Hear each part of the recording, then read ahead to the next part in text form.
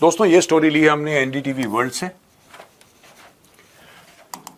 Much less tariff deal, ये Trump का एक चूरन है। अब मैं इसका चूरन क्या है ये समझाता हूं आपको। देखिए, will have deal for much less tariffs if Trump on US India trade talks. Problem ये है दोस्तों कि यूएस एक बहुत बड़ी इकोनॉमी है, दुनिया की सबसे बड़ी इकोनॉमी, और सब लोग यूएस को माल बेचना चाहते हैं। जाहिर सी बात है, दुनिया का सबसे बड़ा मार्केट है, इसमें कोई डाउट नहीं है। और जब ट्रंप जैसा प्रेसिडेंट आता है जो उस चीज को एक हुक बनाता है, राइट, उस चीज को हुक बनाता है, तो पूरी दुनिया में एक तहलका समझ जाता है, स्टॉक मार्केट शेक हो जाते हैं। ये देखिए साहब, India and the US have been negotiating over a bilateral trade agreement (BTA) before the critical July 9 deadline of the 90-day pause on tariff escalations. US President Donald Trump on Tuesday said that India-US will soon strike a trade deal with much less tariffs. Donald Trump said, "I think we are going to have a deal with India, and that is going to be a different kind of a deal. It's going to be a deal where we can go in and compete. Right now, India does not accept anybody in. I think India is going to do that, and if they do that, we are going to have a deal with much less tariffs." A senior official warned the failure of these trade discussions would trigger the immediate re-implementation of the 26% tariff structure. मुझे ऐसा लगता है कहीं ना आपको Donald Trump का, ये देखिए पाकिस्तान और डोनाल्ड ट्रंप, इनकी मानसिकता एक जैसी है। पाकिस्तान क्या कहता है, न्यूक्लियर मार देंगे, न्यूक्लियर मार देंगे, न्यूक्लियर मार देंगे, एंड में होता कुछ नहीं है। ठीक है, मुझे लगता है ये जो डोनाल्ड ट्रंप है ये भी ऐसी किस्म का आदमी है, डेली झूठ बोलता है, ये कर देंगे वो कर देंगे, फिर कहता है 90 दिन का पॉज, फिर कहता है इतना, फिर ये आगे पीछे इसका चलता रहता है। ठीक है ना। अब ये चाहते हैं कि एग्रीकल्चरल सेक्टर में एंट्री मिले। यहां पे देखिए हाईली प्रोटेक्टेड सेक्टर है एग्रीकल्चरल सेक्टर, और होना भी चाहिए।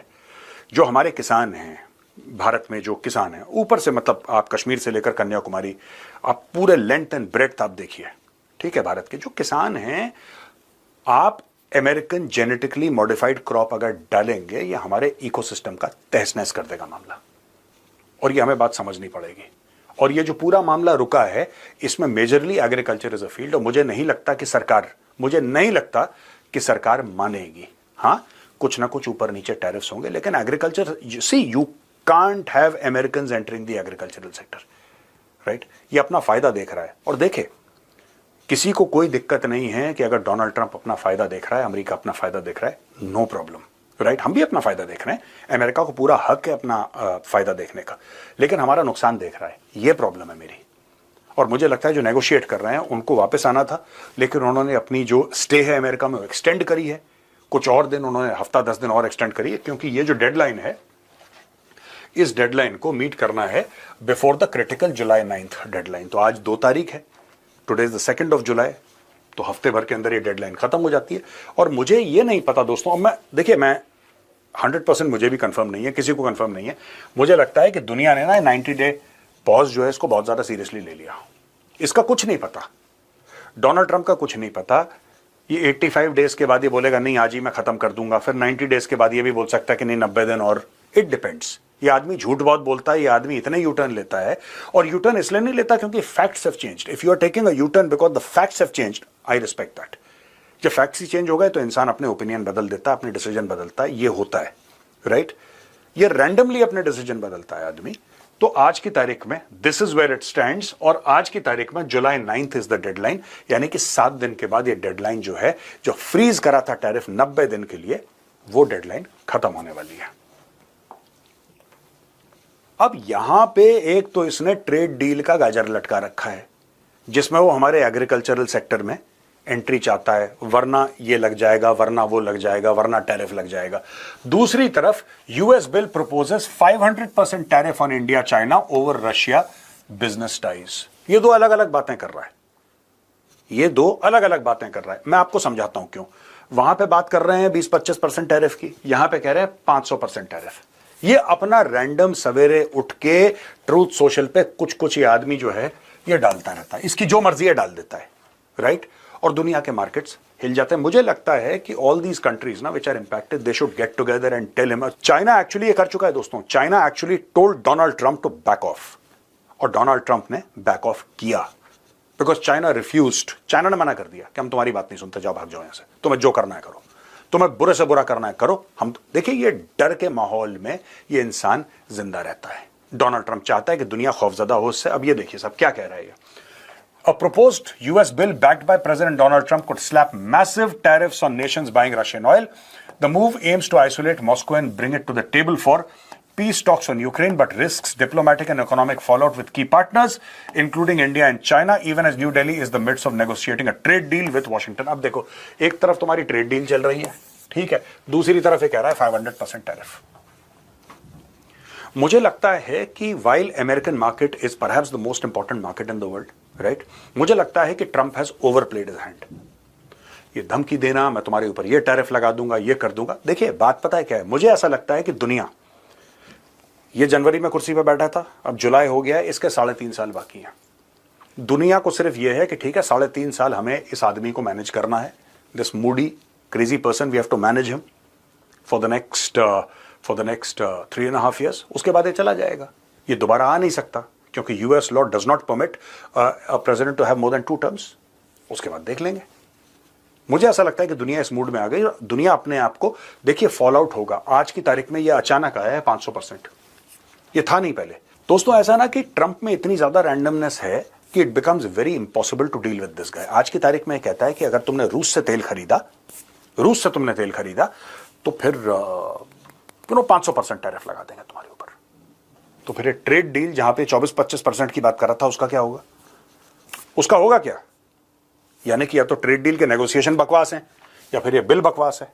मुझे तो बात समझ में नहीं आई। दूसरी चीज, चलो माना कि भारत कहता है ठीक है यार, कौन इस पागल आदमी के चक्कर में पड़े, चलो हम रूस से तेल नहीं खरीदते। माना कि भारत ऐसा डिसाइड कर लेता है, ये कोई गारंटी है कि भारत रूस से तेल ना खरीदे?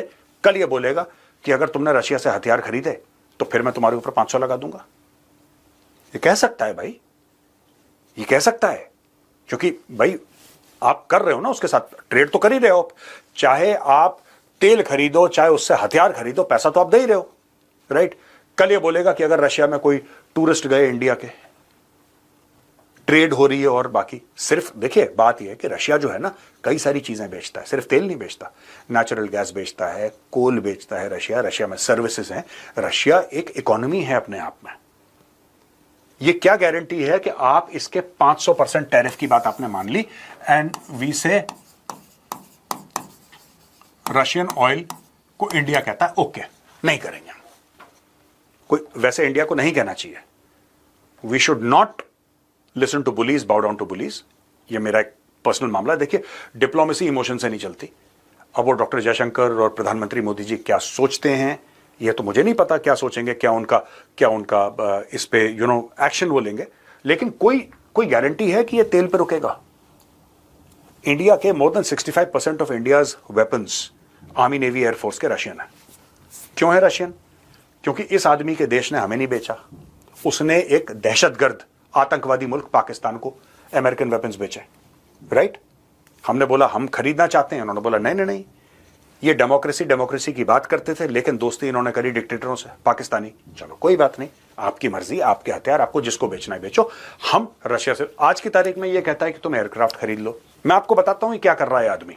ये कह रहा है एयरक्राफ्ट खरीदो। अब भारत ने फाइटर जेट्स अमेरिका से नहीं खरीदा दोस्तों। ये सारी की सारी चीजें घूम फिर के वहीं पे आ रही हैं। भारत को फाइटर जेट्स चाहिए, ठीक है।